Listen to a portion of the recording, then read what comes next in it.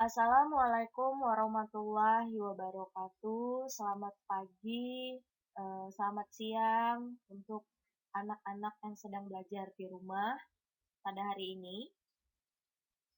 Nah, seperti kegiatan minggu lalu, pembelajaran tetap kita lakukan via online dan pada minggu-minggu sebelumnya kita sudah membahas bab 12 tentang memainkan alat musik campuran.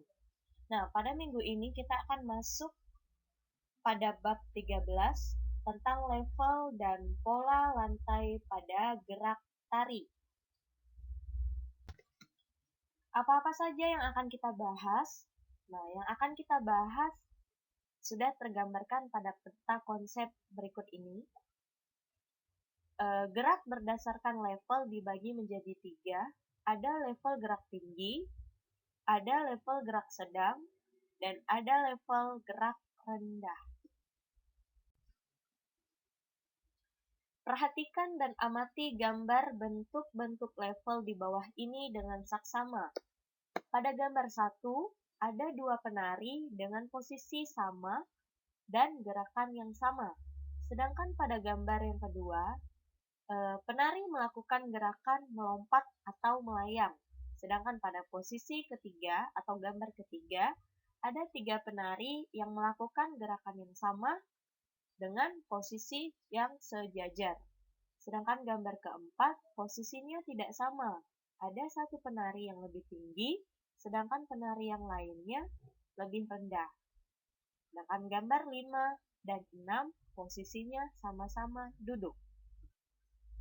Nah, gambar-gambar ini adalah contoh awal gerakan dengan level-level tertentu. Apakah gambar 1 ini masuk pada level tinggi, atau level sedang, atau level rendah? Untuk menjawabnya, kita akan bahas dulu materi ini. Nah, setelah mengamati gambar pada slide sebelumnya, coba kamu jawab pertanyaan ini. 1. Apakah ada kelompok penari yang posisinya lebih tinggi dari penari lain? Ada ya, pada gambar nomor 4. Sedangkan yang kedua, apakah ada penari yang berdiri sejajar dengan penari lain? Jawabannya ada pada gambar nomor 1 dan nomor 3. Agar kalian bisa memahami materi ini dan yakin dengan jawaban di atas, maka mari kita mulai membahas materi ini dengan saksama. Yang akan kita bahas pertama adalah pengertian level. Level gerak tari itu merupakan jangkauan peragaan gerak dalam ruang gerak tari yang dilakukan penari itu sendiri. Masih ingat pada materi tari beberapa pekan lalu, Ibu sudah membahas bahwa dalam tari itu terdapat ruang. Ruang itu bukan tempat penari melakukan gerakan, melainkan ruang itu adalah tubuh penari. Ya, ruang adalah tubuh penari, bukan tempat penari melakukan tarian. Dalam pertunjukan tari, gerakan-gerakan penari itu biasanya sangat bervariasi. Nah, hal tersebut merupakan level gerak untuk menghindari kemonotonan. Kemudian lanjut, level gerak tari yang dilakukan oleh sekelompok penari dapat membentuk desain atas dan desain bawah. Selanjutnya, kita bahas fungsi level gerak. Level gerak ini berfungsi agar gerak yang dilakukan oleh penari dapat mencapai dinamika. Dinamika itu apa, Bu? Nah, dinamika merupakan perubahan-perubahan gerak atau naik turunnya gerak supaya tidak monoton.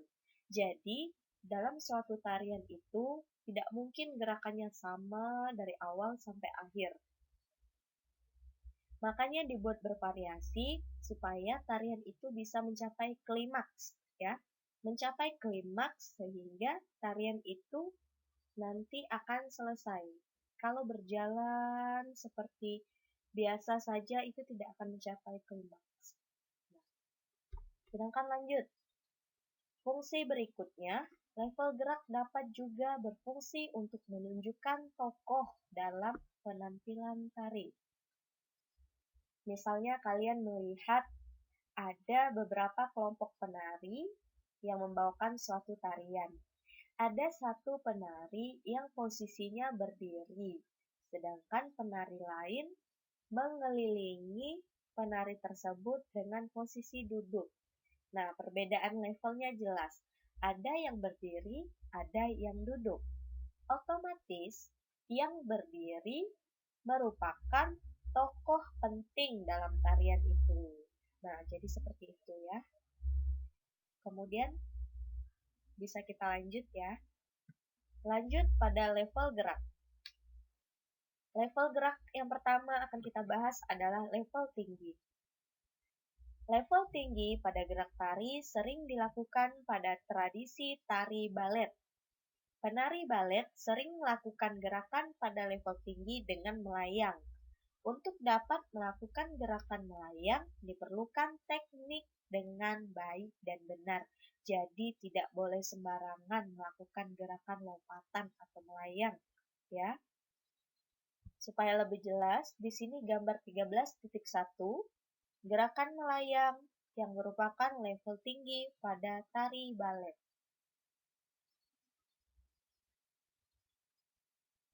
Kemudian lanjut pada gambar 13.2, gerakan melayang sama masuk pada level tinggi pada tari balet berpasangan. Jadi kalian catat di sini ya, sambil kalian ringkas di buku, level tinggi itu menunjuk pada posisi penari yang melakukan gerakan melayang atau melompat. Lanjut.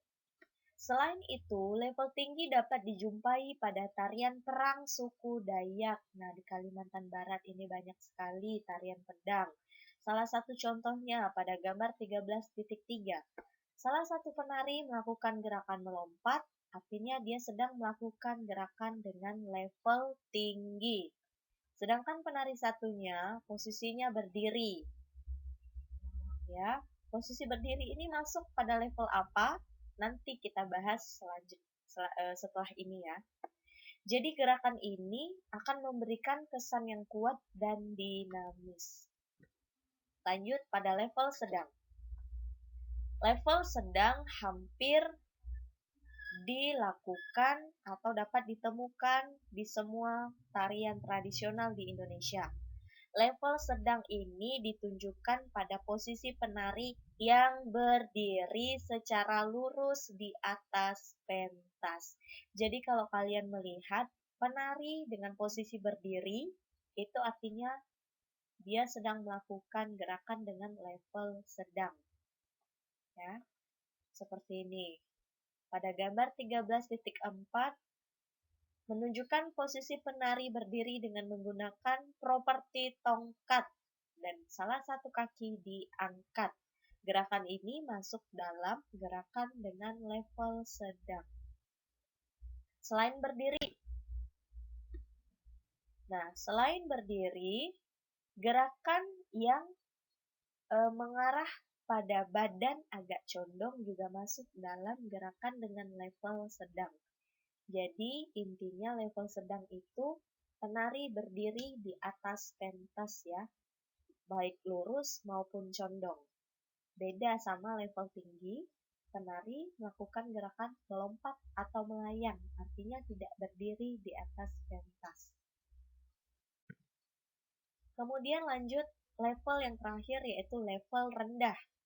Nah, kalian pasti sering melihat seorang anak yang senang berguling dari satu tempat ke tempat yang lainnya. Tanpa kalian sadari, gerakan berguling itu masuk dalam gerakan dengan level rendah. Nah, ketinggian minimal yang dicapai penari adalah pada saat rebahan di lantai. Jadi level rendah itu batasannya dari berbaring sampai duduk. Nah, ini gambar 13.6, level rendah pada tari saman. Nah, ini posisinya duduk ya, tapi masuk dalam level rendah. Sedangkan gambar berikutnya masih dengan level rendah tetapi dilakukan dengan gerakan berbaring atau berguling. Nah, jadi kesimpulannya, level gerak itu dapat dibagi menjadi 3. Ada level tinggi, level sedang, level rendah. Level tinggi ini posisi penari melakukan gerakan melompat atau melayang, sedangkan level sedang ini posisi penari berdiri di atas lantai, sedangkan level rendah ini terdiri dari posisi duduk, posisi jongkok, dan posisi berbaring atau berguling.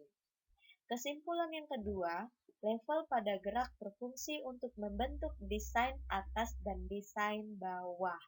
Sedangkan yang ketiga, level gerak berhubungan juga dengan ruang, waktu, dan tenaga.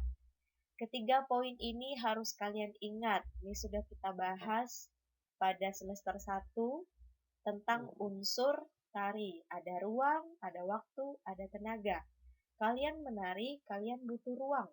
Ruang itu artinya tubuh kalian, sedangkan waktu itu artinya tempo, sedangkan tenaga itu adalah hal yang kalian perlukan untuk melakukan suatu gerakan. Karena kalau kalian tidak memerlukan tenaga, artinya kalian tidak melakukan gerak. Paham ya sampai di sini? Silakan dicatat dan diringkas apa yang sudah dijelaskan pada slide ini. Nah, mumpung di rumah aja, tugasnya silahkan kalian coba eksplorasi gerak dengan level tinggi, sedang, dan rendah, seperti yang sudah kita bahas. Jadi kalian di rumah tugasnya coba eksplorasi. Eksplorasi itu artinya coba kalian peragakan, coba kalian praktekkan gerakan apapun. Misalnya gerakan tarian yang kalian di YouTube, coba dipraktekkan.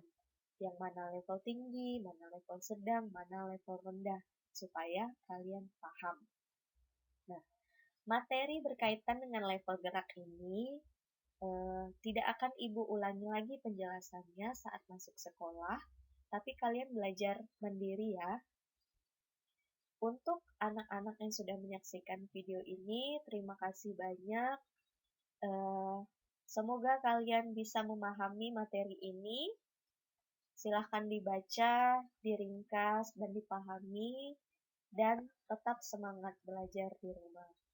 Assalamualaikum warahmatullahi wabarakatuh.